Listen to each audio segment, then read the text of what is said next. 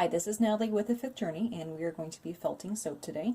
You'll want to have your soap to be larger than your finished product because you will lose soap in the process. And I'm using a natural roving wool, which I got online, and then I got a sampler pack that's used for the felting design of lots of different colors. You can do any color design that you want to. I'm using the natural color for the base, and then I have some little bits of the color for some accents on there. Now there's lots of different designs. I'm just going to do something very basic. So what I ended up doing is all three of these were scraps from shaving off soaps or end pieces, or maybe ones that didn't really come out well, and I formed them when the soap was still soft, because if you wait until everything's hard, it's not really going to work.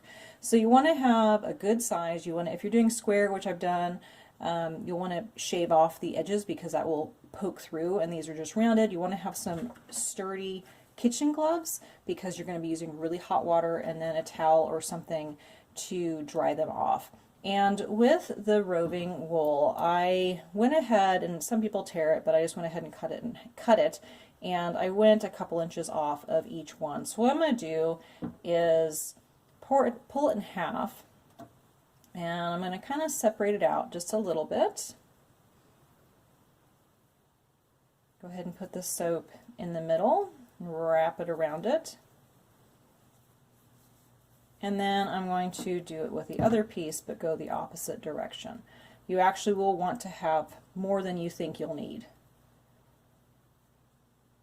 So I'm going to go the other way now, wrap it around, and then close it in. So I'm going to go ahead and do that with the other two, and obviously it's not holding very well because you haven't gotten it wet yet.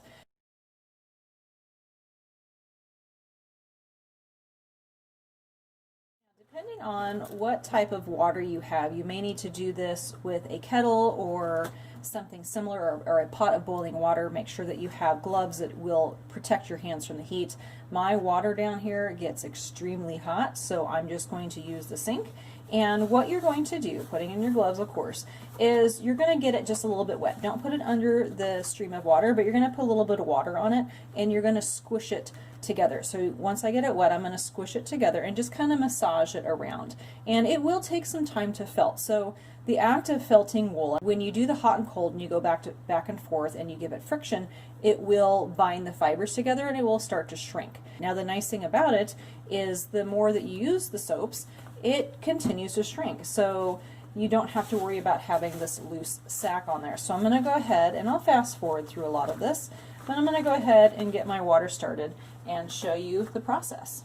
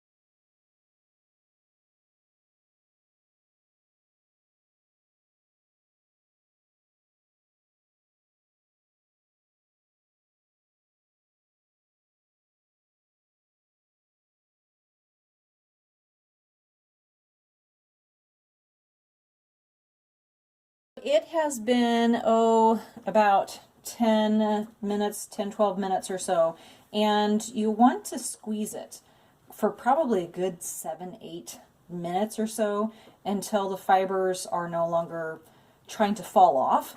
And then once that happens, you can start rubbing it. If you rub it and you see, like if you add this on other colors, if you rub it and you can see it shifting, then you need to go back and squeeze it. So once that happens, you're going to start rubbing it in circles, and you can use your fingertips. The nice thing about these gloves, they have a little bit of nubby on them, so you can use that.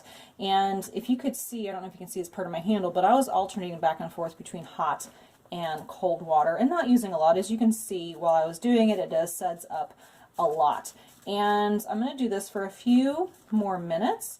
As you can see, that's nice and on there. This little piece is still moving a little bit, so I'll go ahead and work on that little spot some more, and then I will give it a final rinse and then set aside to dry. As it dries, it will kind of suck in some more. And then I'll go ahead and do these and show you what they look like at the end. So this is a fairly easy process, but it does take time and it does take water. Now, if you want to do a whole bunch of the same fragrance, then I'd recommend having pots, like a pot of hot water and a pot of cold water.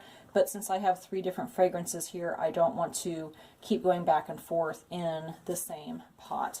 So use whatever is best for you. If you have like an old type of washing board, that works really well too, because you can use that and rub it against it once those fibers are really nice. See how I'm moving my finger across there and those aren't moving, so that is good. But right here, see how that's kind of flopping back and forth? That is not ready yet, but those are nice and felted in there. So like I said, I'm going to work on this a little bit more and then we'll come back to see what they look like. Making the 3 felted soaps, you want to give yourself a good 15 to 20 minutes per soap to do them correctly. I know that seems like a lot of time, but you do need that much time to do them. Now, something I didn't say earlier, when you are using wool and you get it wet, you will have a moment of something smelling like a wet dog, because that is the wool getting wet. That will go away, it will dissipate.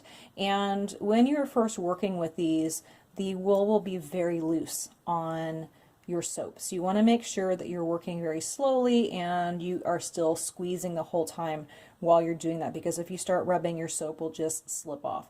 So you'll want to just keep squeezing, squeezing, squeezing until it starts to adhere, and then start adding a little bit more water, going back and forth between hot and cold.